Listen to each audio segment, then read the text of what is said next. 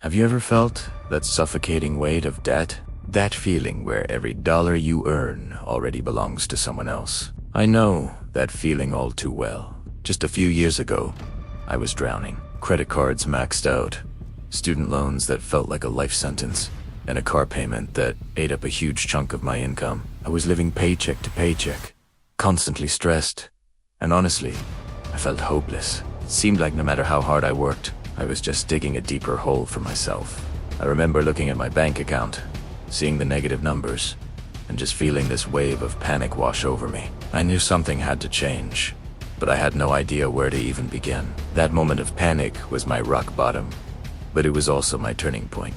I decided I was done being a victim of my circumstances. I was going to take control. The first thing I did was something I'd been avoiding for years.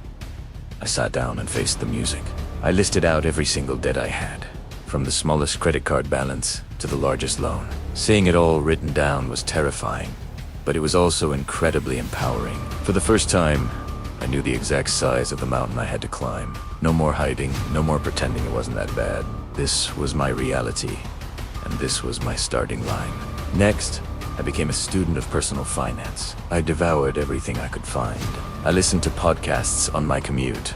I read books from financial gurus. I watched countless YouTube videos just like this one from people who had been in my shoes and found a way out. I learned about budgeting, about the debt snowball and debt avalanche methods, about the importance of an emergency fund. It felt like I was learning a new language, the language of money.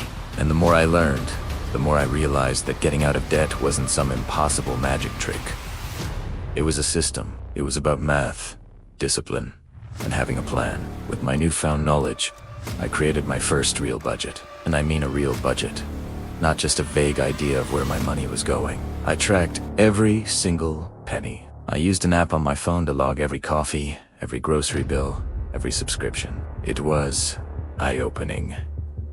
I was shocked to see how much money I was wasting on things that didn't truly matter to me. All those small, mindless purchases were adding up to hundreds of dollars a month money that could have been thrown at my debt.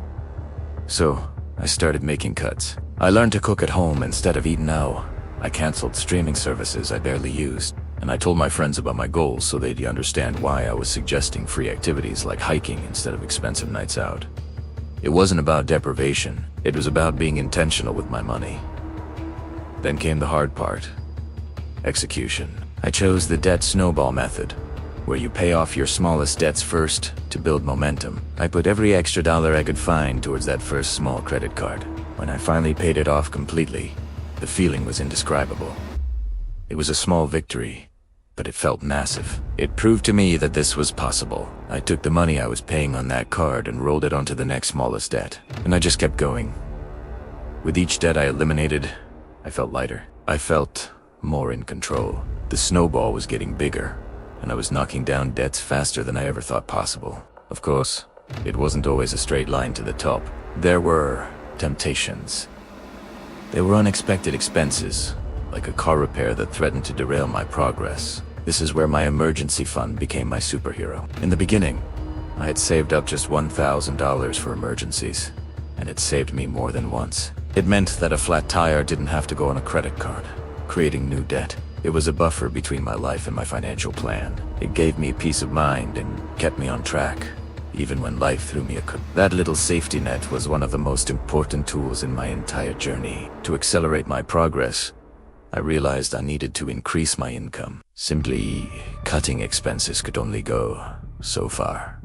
So I got hungry. I started looking for side hustles. I began with something simple, delivering food on weekends. Then I started freelancing online, using skills I already had from my day job. It was tiring, I won't lie. There were long nights and sacrificed weekends, but I was fueled by my goal. Every extra dollar I earned wasn't for fun money. It was another shovel to dig myself out of that hole. I started to see my income not as something to spend, but as a tool to buy back my freedom. And watching those debt balances shrink month after month was more rewarding than any new gadget or fancy dinner could ever be. Years passed. The process was slow and steady, a marathon, not a sprint. There were days I felt burnt out and wanted to quit, but I would look at my debt payoff chart, see how far I'd come, And remember that feeling of suffocation I started with? That was all the motivation I needed to keep going. And then, one day, it happened. I made the final payment on my last student loan. I stared at the screen that said balance 0. I couldn't believe it. I was completely, 100% debt-free. The feeling wasn't a loud explosion of joy, but a quiet, profound sense of peace. I was free. The money I earned was finally mine. The journey didn't stop there. Getting out of debt was just phase 1. Phase 2 was building wealth. I took all that money I had been throwing at debt each month and started investing it. I maxed out my retirement accounts. I opened a brokerage account and started investing in low-cost index funds. The same discipline and habits that got me out of debt were now building my future. I continued to live on a budget, not because I had to, but because I wanted to. I was in control, and I was designing the life I wanted to live, not the one my payments dictated. Today, my life is completely different.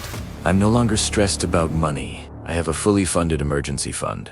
I'm investing consistently, and I have the freedom to make choices based on my values, not my bank account balance. I can travel, be generous, and pursue hobbies without the guilt or fear of debt hanging over my head.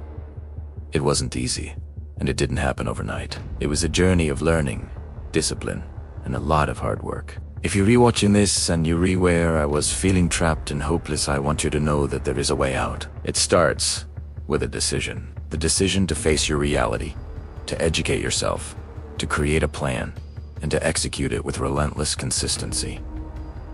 It's not about a get-rich-quick scheme. It's about changing your habits and your mindset one day at a time. You can do this.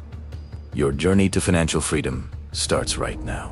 Thanks for watching, and don't forget to subscribe for more content to help you on your path.